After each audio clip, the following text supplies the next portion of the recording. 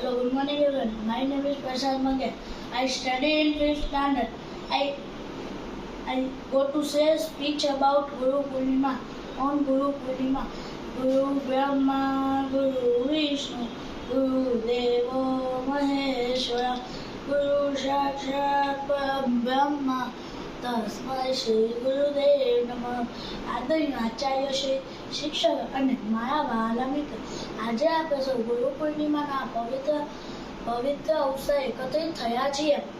ગુરુ કોને કહેવાય? જે આપણને સમજે અને દિશા બતાવે.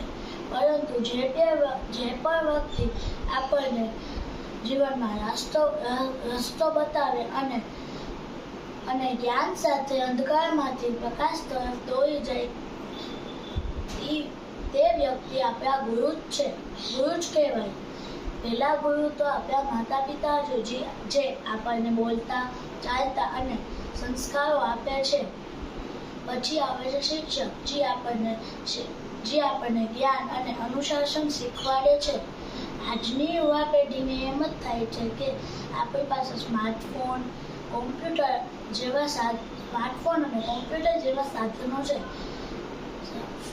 અને કોમ્પ્યુટર જેવા સાધનો છે અને ઇન્ટરનેટ ઉપર સર્ચ કરવાથી બધી માહિતી પણ મળી જાય છે.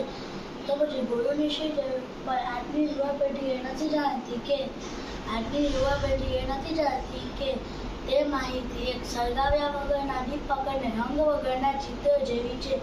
અંતમાં હું આટલું જ કહીશ: અજ્ઞાનીને જ્ઞાની કરનાર, અપૂર્વને દૂર કરનાર, ભગવાન અંધકારને પ્રકાશિત કરનાર ભગવાન ગુરુને ગુરુ પૂર્ણિમાની ખૂબ ખૂબ શુભેચ્છાઓ.